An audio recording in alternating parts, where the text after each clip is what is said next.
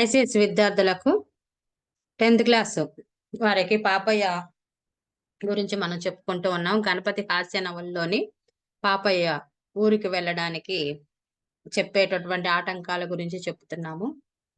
ఇక తర్వాతయి మనం చెప్పుకుందాం. సబ్స్క్రైబ్ చేయండమ్మా. ఎవరైనా సబ్స్క్రైబ్ చేయకపోతే సబ్స్క్రైబ్ చేయండి. మీరు సబ్స్క్రైబ్ చేశారంటే ఇంకా చాలా బాగా ముందుకు మన వీడియోస్ అన్నీ ఎక్కువగా వస్తాయి. సబ్స్క్రైబ్ చేయండి. సరే. ఆ ముహూర్త బలం ఇక్కడ మన పాపయ్య అయితే ఇంక చివరికి అందరూ అనుకుంటూ ఉన్నారు గదా! కావాలనే వెళ్ళటం లేదు. అల్లుడింట ఉంటున్నాడు అని అంటుంటే, అది ఎదురు గూడా ఇంకా ఎదుటి అనటం మొదలుపెట్టారు. ఛీ! ఇక్కడ మందపల్లిలో ఉన్న వాళ్ళు మంచివాళ్ళు కాదు అని చెప్పేసి తన భార్యను తీసుకొని బయలుదేరాడు. అంతవరకు చెప్పుకున్నాం. తర్వాత అప్పుడేం జరిగిందో ఇప్పుడు చెప్పుకుందాం. ఆ ముహూర్త బలము ఎట్టిదియో కాని వారు పొలిమేర దాటి అయిన వెళ్ళక మునిపే గొప్ప మబ్బు పట్టి ఉరుములతో మెరుపులతో ఏనుగు తొండము లావుధారతో గొప్ప వర్షము కురిసెను. అన్నప్ప సకుటంబంగా నిలువన నీరైన తడిసి మోపిడై ద దైవ ప్రాతికూల్యము నాకేమియో చెయ్య చాలక విధి లేక మరలా జామాత గృహము చేరవలసిన వాడయ్యను. అల్లుడు 10వ గ్రహము అని లోకమున ఉన్న సామెత ఈ విషయమున తారుమారై మామగారే 10వ గ్రహమైనట్లు లోకులకు తోచెను. ఇక ఎలాగో బయలుదేరంగానే పొలిమేర అంటే ఊరు చివర ఉండేదాన్ని పొలిమేర అంటారమ్మా. అక్కడ వెళ్ళంగానే బాగా మబ్బు పడటం, పెద్ద వర్షం కురిసింది. ఇక తడుచుకుంటూ ఇక విధి లేక ఇక ఏమి చేయలేక అన్నప్ప ఏం చేస్తాడు, మళ్ళీ సకుటంబగా తన భార్య బిడ్డలు తీసుకొని ఇక మళ్ళీ జామాత గృహముకు అంటే తన అల్లుడి యొక్క గృహానికి మళ్ళీ తిరిగి వచ్చాడు. అందరూ అంటారు, అరే శని పెట్టి నవగ్రహాల దోషం ఉందేమో అంటారు. కానీ అల్లుడు ఒక 10వ గ్రహము అని చెప్పేసి మనకొక సామెత ఉంది. కానీ ఇప్పుడు మన పాపయ్య విషయంలో ఇవెవరు ఆ పాపయ్యకి 10వ గ్రహము మామయ్యారు. ఇక అందరికి అలాగ అనిపిస్తూ ఉందట. స్వగృహమున ఉన్నప్పుడు అన్నప్పకు ప్రాత ఉసిరికాయ పచ్చడియో, కాల్చిన మిరపకాయ గంజియో, చింతపండు పచ్చయ్యో అన్నమునకు ఆధారముగా ఉండినన్ చాలును. తత్వము మారిపోవుట చేతనో మరి ఏ కారణము చేతనో అల్లుని ఇంట ఉన్నంత కాలము అన్నప్పకు ప్రాత బియ్యపన్నము, పప్పు, అధమ పక్షం ఒక కూర, పచ్చడి, పులుసు మొదలగునవి కావలసి వచ్చెను. ఇక అన్నప్ప తన స్వగృహంలో ఉన్నప్పుడు అంటే తన సొంత ఊర్లో ఉన్నప్పుడు అన్నంలోకి ఉసిరికాయ పచ్చడో లేకపోతే ఒకంత మిరపకాయో గంజో ఉంటే చాలు. దాంతోనే చింతపండు పచ్చడో ఉంటే ఏదో ఒకటుంటే చాలు. దాంతోనే కడుపు నింపుకునేవాడు. కానీ ఇక్కడ, ఇక్కడ మనకి ఇక్కడికొచ్చేసరికి ఏం చేస్తున్నాడు? ఇక దానికి పప్పు, పులుసు ఎన్ని రకాలను అడుగుతూ ఉన్నాడు ఇక్కడికొచ్చేసరికి. కదా! ఒకవేళ ఏది స్థానం మారింది గదా! అక్కడి నుంచి ఇక్కడికొచ్చేసరికి అల్లుడు పెట్టవలసిన నియమాలన్నీ కూడా మామ పెడుతూ పాపయ్యని బాగా ఇబ్బంది పెడుతూ ఇక అన్ని రకాల పప్పు, బియ్యం, పులుసు, కూర, పచ్చడి అన్నిటితో ఇప్పుడు కావాల్సి వచ్చెను. ఒకవేళ నడుమ మినప సున్ని, అరిసెలు, వేపుడు బియ్యము, అటుకులు మొదలగు ఉపాహారములు కావలసి వచ్చెను. మధ్యలో ఏంటి మన చిరుతిండ్లు అంటాం గదా! అరిసెలు, బియ్యపు అంటే అటుకులు జేస్తాము. మినప సున్నుండలు ఇవన్నీ గావాల్సొచ్చాయట. గాది కింద పందికొక్కు వలె మామగారు తన ఇంట చేరి దోచుకున్న తినుచున్నాడనియు, పూర్వము పునః నగరంలో సంపాదించిన ధనము పెండ్లి కుమార్తె నిమిత్తమై నేమి మొత్తం మీద అన్నప్ప గారి నిమిత్తమే వేయమైనదనను పాపయ్యకు విచారము పుట్టెను. పునః తను సంపాదించుకున్న డబ్బు మొత్తం కూడా మామగారైన అన్నప్పకే పెట్టవలసి వచ్చింది. గాది కుంద కందిపప్పు గాది అంటే తెలుసు కదమ్మా! పల్లెటూరులో ఉన్నవాళ్ళు తమ సంపాదించుకున్న పనునంతా గూడా ఒక గాదిలాగా కట్టుకునేవాళ్ళు. అంటే ఒక పెద్ద పూరి గుడిసెలాగా కట్టేవాళ్ళనమాట రౌండ్‌గా. లోపల ధాన్యాన్ని పోసి నిలవ పెట్టుకునేవాళ్ళు. ఇక ఏంది కింద మట్టిలో నుంచి ఒక పందికొక్కు పెట్టేదని లోపల గింజంతా పైకి మనకేం కనపడుతుంది? బాగుంది గదా! ఎక్కడ ఏ కన్నం లేదు గదా! అంటారు. కానీ నేలలో నుంచి పందికొక్కు ఎళ్ళేసి లోపల ధాన్యం అంతా తినేస్తుందనమాట. ఆ విధంగా పునః సంపాదించుకున్న డబ్బు మొత్తము గూడా ఈ అన్నప్పే తింటూ వస్తున్నాడు. ఇక చూచి మామగారికి వెళ్ళగొట్టలేడు. ఒకవేళ మామగారిని పొమ్మంటాడా? పొమ్మనలేడు. వివాహమైన తర్వాత పాపయ్యను కలుసుకున్న వారందరూ మామగారి అద్భుత ప్రజ్ఞా విశేషములను అప్పుడప్పుడు కైవారములు చేయుచుండుట చేత అన్నప్ప కాగ్రహము తెప్పించుటకిష్టము లేదు. అన్నప్ప తనంతట తాను వెళ్ళునట్లు కనబడలేదు. వివాహమై అప్పటి 6 మాసములు అయ్యెను. అత్తవారి కుటుంబ భారముకైన వెయ్యమటుండగా మామగారి అప్పుడప్పుడు చేబుదులు పుచ్చుకొన్నదే రూ. 50 మందపల్లిని నీళ్లు తనకు వేడి చేసినదని అన్నప్ప వారమునకొకసారి ఆవు నేతితో మంగలి చేత తల అంటించుకొని తల అంటు కూలియు నేతి వెలయు అల్లునికే కట్టుచుండెను. ఇక అక్కడ అత్తగారింట్లో ఉన్నప్పుడు, ఇక తన కూతురు దగ్గర ఉన్నప్పుడు ఖర్చు తను బెట్టుకోవాలి గదా! ఇక్కడ అట్లా గాదు. అన్నీ కూడా పాపయ్య చేతనే ఖర్చు పెట్టిస్తూ ఉన్నవాడు. అందరితో సరే పోనీ పై ఖర్చయితే ఏమన్నా తిండి ఖర్చయితే ఎట్లాగ ఆడున్నారు పెడతారు అనుకోవచ్చు. ఇంకా ఏం చేసి వేడి చేసిందని మంగళోడి చేత చక్కగా ఒళ్ళంతా ఆవు నెయ్యితో పెట్టించుకునేవాడట. ఇక తలంటుకునే అంటించుకునేవాడట. అలాగా నేతి ఖర్చు, ఈ మంగలి ఖర్చు గూడా మామనే అల్లుడినే ఇవ్వమనేవాడు. ఇంకా అందరి దగ్గర అప్పు కూడా చేస్తాడట. చేబదులంటే మళ్ళీ ఇస్తానని చెప్పేసి అప్పు జేస్తాడు. ఆ అప్పు ఎట్లా తీరుస్తాడో తీరవడు. ఏం జేస్తాడు పాపయ్య దగ్గరికి పంపిస్తాడు. అతను కడతాడు తీసుకోండి అనని. అలాగే ఇలాగ ఏం జేసేవాడు అనేక విధంగా వివాహమై 6 నెలలైంది. 6 మాసాలంటే 6 నెలలైంది. అప్పుడప్పుడు కైవారములు చేయుచుండు చేత అన్నప్పకు ఆగ్రహం తెప్పించుటకు ఇష్టం లేదు. అప్పుడప్పుడు ఏదో అక్కడక్కడ కైవారాలకెళ్తూ ఉంటాడు గదా! ఏదో పనో దేనికో ఎళ్తాడు గదా! అందుకని అన్నప్ప నీ మీద కోపం చూపించడానికి కో అతనికేమి ఇష్టం లేదు. ఎందుకు ఇష్టం లేదు, కానీ ఇతను చేసే పనులు మాత్రము అందరి దగ్గర డబ్బులు తీసుకోవటం, పాపయ్య దగ్గరికి పంపటము, అలాగే కనీసం తల అంటించుకునే దానికి కూడా నూనె పట్టించుకున్న దానికి గూడా డబ్బులు అతన్నే ఇవ్వమంటం పాపయ్యకి చాలా కోపమొచ్చింది. భార్య వచ్చిందన్న సంతోషం పోయి పాపయ్యకు మామగారి రూపమున శరిదాపురమయ్యారని విచారము పుట్టెను. ఇక పెళ్ళైంది గదా! కొత్త భార్య గదా! అనే సంతోషానికి బదులు పాపయ్య చేసే ఈ పనులన్నికి బాధేస్తుందంట అతనికి.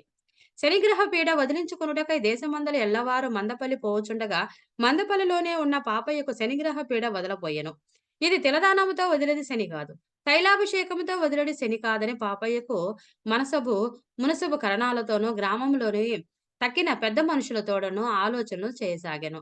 ఎవరికి తోచినట్లు వారు సలహా చెప్పిరి.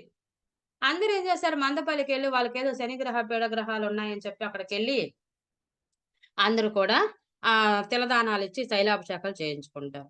పోనీ ఇప్పుడు మన పాపయ్యకు మరి ఏ ఊరెళ్ళాలి? అందరూ తన ఊరికే వస్తుంటే, తన మామ రూపంలో శనిగ్రహంలాగా పట్టాడు. అదేం దానం చేస్తే పోదు, అభిషేకాలు చేస్తే పోదు. ఇక తన బాధ ఎవరికి చెప్పుకోలేక, ఆ ఊరి కరణంతో, అలాగే గ్రామ పెద్దలతో కొంతమందితో మా మామని ఎట్లా తన ఊరికి పంపించాలని తన బాధలు పాపం చెప్పుకున్నాడు.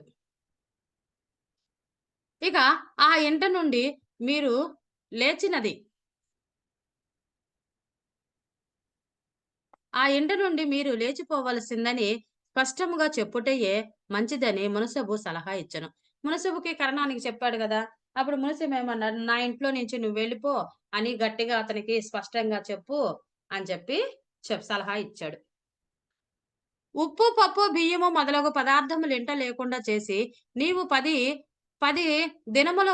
దినముల పాటే గ్రా గ్రామమైన వెళ్ళవలసినదనే కరణము హితోపదేశము చేసెను.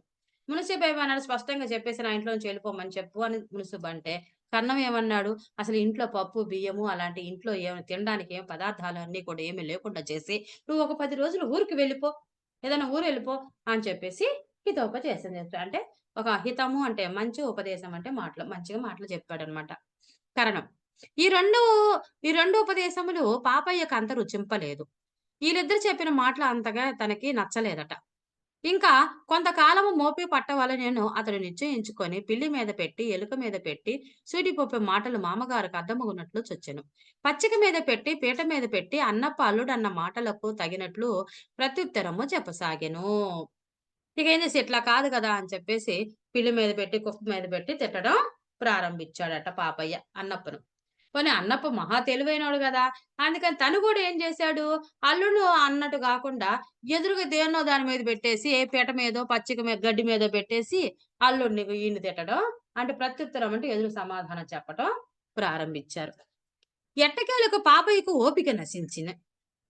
ఒకనాటి రాత్రి భోజనానంతరమున నూతి నరసింహమనుడు మిత్రుణ్ణి పిలుచుకొని వచ్చి మామగారికి వెళ్ళిపొమ్మని అతని మీద వర్తమానము పంపెను. నరసింహం ఎంతో మృదువుగాను యుక్తియుక్తముగాను పాపయ్యకు అభిప్రాయమా అన్నప్ప గారితో చెప్పెను. ఇక తన స్నేహితుడున్నాడు గదా! ఒకరోజు తనకు పాపయ్యకి ఓపిక నశించిపోయి, ఒకరోజు తన స్నేహితుడైనటువంటి నరసింహన్, నూతి నరసింహన్‌ని పిలిపిచ్చి, "మా మామకు చెప్పు నేనెళ్ళమంటున్నానని, నా మాటగా చెప్పు" అని చెప్తాడు. ఆయన ఎంతో తెలివిగా యుక్తియుక్తం అంటే చాలా ఉపాయముతో, తెలివితో అన్నప్పకు ఇక పాపయ్య యొక్క తన మనసులో ఆలోచన ఏంటనేది చెప్పాడు.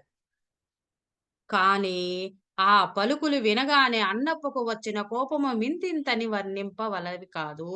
కూర్చున్నవాడు ఉవ్వెత్తున లేచి ఇల్లెగిరిపోవునట్లుగా పెద్ద పెద్ద కేకలు వేయుచు, కొండముచ్చు వలె గొంతులు వేయుచు, చేతులు బారలు చాపుకొని ఆడుచు, తన కోపములో కొంత భాగము ఈ విధముగా వాక్య రూపమున వెళ్ళబుచ్చెను. పునః పునః నతారాలలో చేరి పీనుగులు మోసుకొనున్నటువంటి వానికి మాణిక్యము వంటి పిల్లను తీసుకొని వచ్చి కట్టబెట్టుట నాదే బుద్ధి తక్కువ. నా వంశమెక్కడ నిలువక నిలువక పోవునో అను భయము చేత నా పిల్లనిమ్మని ఎందరి చేతిలో నాకు వర్తమానం పంపి నా కాళ్ళు కడువ కడువ పట్టుకొని బతిమలాడిచి బ్రాహ్మణ వంశం ఒకటి నిలువ పెట్టిన పుణ్యము ప్రతిష్ట కలుగుననియో పిల్లనిచ్చితిని. లేని యెడల నలువది ఏండ్ల వానికి నేను నా పిల్లనిత్తునా? పెద్దవాడైనప్పటికీ సాంప్రదాయము కలవాడు, పరువు కలవాడు కదా అనుకొంటిని కాని, పరువు మర్యాదలు లేని ఒంటిపూట వెధవయో అనుకొనలేదు. ఇ ఇదేమి ఇదేమి పాడు గ్రామమో గాని, ఈ దరిద్ర గొట్టు గ్రామము నుంచి ఎన్ని సార్లు పోదలచిననో దుశ్శకునములే. ఊరి నిండా మాయ పిల్లలు, మాయ మొండలు. ఇంటిలో నుండి వీధిలోకి అడుగు పెట్టితిమా ఎదురుగానొక మొండా సిద్ధము. తొంగి చూదితిమా ఒక పిల్లి సిద్ధము. శనిగాని ప్రతిష్ట గల గ్రామములో ఇంతకంటే ఎక్కువుండునా? ఛీ! నా గౌరవ గంగపాలు చేసినవు. నా పరువు బండలు చేసినావు. నేనెంతో గౌరవముగా కాలక్షేపము చేయుచున్నాను. అత్తమామలకు 4 దినములు పట్టెడన్నము పెట్టలేక లేవగొట్టిన నీ పరువు మీద నిప్పులు పొయ్య. నీది కూడా ఒక బ్రతుకట్రా? ఇరు పార్శ్వములు అన్నదమ్ములు కాని, సెల్లిండ్రు గాని, చుట్టములు పక్కములు గాని లేని సన్యాసి మొండా కొడుకు వీడు. దిక్కుమాలిన పాడుకట్ట. గంజి కాచి పోసెడు దిక్కైనా లేదు. పెండ్లైన మరునాటి నుండి సోలెడు బియ్యము తానే పొయ్యి మీద పెట్టుకొని చేతులు కాల్చుకొని నిత్య విధిలాగున వండుకొని తినవలే పాపయ్య జాలిపడి ఉపకార బుద్ధి చేత నేను 10 దినములు నా పనులు చెరుపుకొని గంపంతక మాటము వదులుకొని 2 పూటలు నా భార్య చేతనే మడికట్టించి ఆవల చెంబావల ఈవల చెంబావల పెట్టి ఎరుంగని నా కూతురి చేత పని పని పై పని చేయించి వేడి చేసి నా కళ్ళు మసకలు క్రమ్మినప్పటికీ నాలో నేనే ఏడ్చుకొని నేను కూలి నాలి వలె రాత్రింబగళ్ళు చాకిరి చేయగా నా చాకిరి విషమైనది. ఛీ! నీ కొంపల నేనొక్క గడియ ఉండను.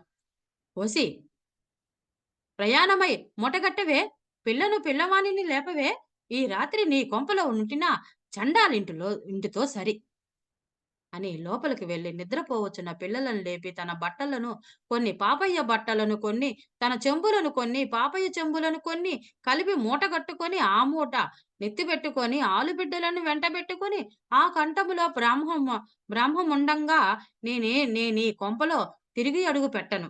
ఇంత అవమానము చేసిన తరువాత నేనీ గ్రామం మరలా రాగలనా? నేను కూటికి ముఖము వాచలేదు, గుడ్డకు ముఖము వాచలేదు. అల్లుడు 10వ గ్రహం అన్న మాట నాకిప్పుడు అర్థమైనది. నేటితో నాకు నా పిల్లకు రుణము తీరినదని గుమ్మమున దిగినం. ఆ పలుకులకు మిక్కిలి కసిలి పాపయ్య పునః నుండి తెచ్చిన దుడ్డి కర్రతో 2 దెబ్బలు తీయదలంచెను. కాని నూతి నరసింహ మాట విని వారించి మెల్లగా అప్పనతో ఇట్లనియను. చూడు ఎట్లా అన్నారు. ఇదంతా అర్థమైంది కదమ్మా! మళ్ళీ ఎక్స్‌ప్లెయిన్ చేయక్కర్లేదు గదా! ఇట్లా ఈ విధంగా పునహాకు అతన్ని వెళ్ళమనంగాల్నే అతనికి చాలా కోపం వచ్చేసి, ఇక ఇష్టం వచ్చినట్టు అల్లుడిని తిట్టారు. ఎవరు లేనివాడు, ఏదో నా పిల్లని ఇచ్చాను, ఏ శాపం వల్ల ఇచ్చాను, బుద్ధి లేనివాడు బ్రాహ్మణ వంశం ఏదో నిలబడుతుంది కదా అని చెప్పేసి నా పిల్లని ఇచ్చాను. నాకు అప్రదిష్ట తెచ్చావు. ఆ!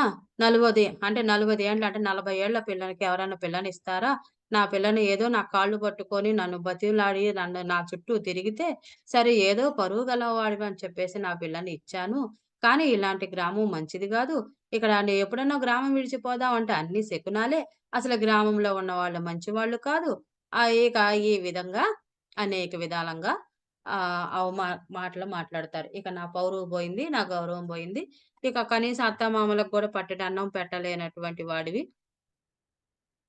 4 రోజులు భోజనం పెట్టలేవు. నీకెవరైనా అక్క చెల్లున్నారా? అన్నాదమ్ములున్నారా? ఎవరు లేరు అని చెప్పేసి తన భార్యను నా బిడ్డేమో ఇక ఏ పని చేయలేదు. కానీ నా నా భార్య మడికట్టుకొని అంతా వంట చేస్తుంది. నేనేమో అన్ని పనులు చూసుకుంటూ ఉన్నాను. కానీ ఏమాత్రం విశ్వాసం లేదు. ఇక నీ ఇంట్లో నేనుండను. నేను వెళ్ళిపోతాను. ఒకవేళ ఇంట్లో ఒక చండాలుడింట్లో ఉన్నట్టే అని చెప్పేసి నిద్రపోతున్న పిల్లల్ని లేపి, ఇక పాపయ్య వస్తువులు కొన్ని, చెంబులు కొన్ని, తన చెంబులు కొన్ని, పాపయ్య బట్టలు కొన్ని, తన బట్టలు కొన్ని అన్నీ మూట కట్టుకొని, బిడ్డలు తన భార్యను, తన బిడ్డలను తీసుకొని, కంఠంలో ప్రాణం ఉండంగా ఎప్పుడు కూడా నేను నీ ఇంటికి రాను అని చెప్పేసి ఇక నీ మొఖం గూడా చూడను అని జెప్పేసి అల్లుడు పదో గ్రహం అంటారు. నాకు నేటితో అర్థమైపోయింది. అసలు ఈ రోజుతో నీకు నా బిడ్డకు అంటే నా పిల్లకు రుణం తీరిపోయింది.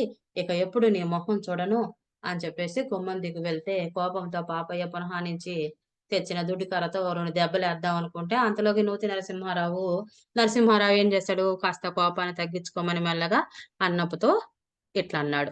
ఏమన్నాడో చూడండి. అన్నప్ప గారు మీరు కొంచెం శాంతించవలెను. మీ అల్లుడు విశేషముగా ధనమున్న సంసారి కాడు. కనుకను అతని క్షేమం కూడా మీరు చూడవలయను. కనుకను 2 సంసారములను అతడు భరింపలేడు. కనుకను కష్ట నిష్ఠూరములు చెప్పుకొనుటకు మీరు తప్ప అతనికి ఎవరున్నారు? పాపయ్యకు చెప్పండి. మాటలే కాని ఇంకా మరుమాటలక్కరలేదు. మరెవ్వరూ లేరు కనుకనే నేను మీ ఉభయులకు కావలసిన వాడను కనుకను నా చేత రహస్యముగా తన సాధక బాధకులను వర్తమానం పంపినాడు. దీనికి మీరంత కోపపడవలసిన అవసరము పని లేదు. ఈ రాత్రియే వెళ్ళవలసిన అవసరము లేదు. స్థిమితము మీద వెళ్ళవచ్చును. అర్ధరాత్రము వేళ చిన్న పిల్లను తీసుకొని మరెక్కడకు వెళ్ళగలరు? కాబట్టి ఈ రాత్రి ఇక్కడే పండుకొని రేపు భోజనము చేసి వెళ్ళవచ్చును. నిలువండి అని వేడుకొనుటయో అన్నప్ప దెబ్బతిని తాచువలే ఆగ్రహము రెట్టింపుగా ఈ రాత్రి కాదు కదా! ఒక్క గడియ కూడా ఇక్కడుండను. అన్నం బొట్ల వారంటే ఒక్క మాట మీదనే నిలబడి వారు కలవారు. ఇతని ఇంటిలో నిద్రపోవుట కంటే శ్మశానమున నిద్రపోవుట మంచిది. నన్ను పలకరించవద్దు. నా నోరు మంచిది కాదు. మీ ఇద్దరి పరువు సమానం గనుక మీకు కలిసినది. నాకు మీతో కలగదు. ఈ మారు మాసములు ఈ 6 మాసములు విధి లేక ముండ్ల మీద ఉన్నట్లున్నాను. నేను వెనుక దిక్కులేని వానిని విడిచి వెళ్ళినానన్న నింద నా నెత్తి మీద లేకుండా మీ నోటితో మీరే వెళ్ళుమని చెప్పినారు. కావున నింద నా మీద లేకుండా సరిపోయినది. నన్ను మీరాపవద్దు. ఇదిగో వెలుచున్నాను అని విస నడవసాగెను. నిద్రామధ్యమున మేలుకొలుపవలెనుటచే కొడుకు, కూతురు కన్నులు నలుపుకొనుచు వెంట జనిరి. జనిరి అంటే వెళ్లారన్నమాట. బిడ్డల వెనుక భార్య అరిగెనంటే వెళ్ళెను. అట్లు వారు పయాణమై రెండో వీధి అరిగి అంటే వెళ్ళి, ఒక అరుగు మీద పండుకొని తెల్లవారుజామున లేచి మరలా పయనమై రేవు దాటి స్వగ్రామము చేరిరి. నాడు మొదలుకొని పాపయ్య నోటి మాటయు కంటి చూపును లేదు. ఉత్తర ప్రత్యుత్తరము అందకు ముందు మామగారి పోక శనిగ్రహం వచ్చినట్లు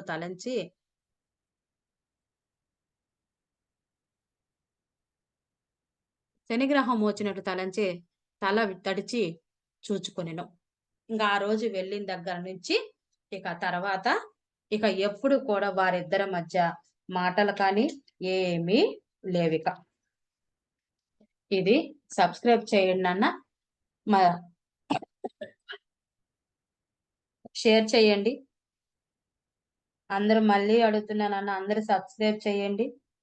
షేర్ చేయండి. మీరు సబ్స్క్రైబ్ చేస్తే ఇంకా మన వీడియోస్ చాలా వస్తాయి ముందుకు. సబ్స్క్రైబ్ చేయండమ్మా. ధన్యవాదములు.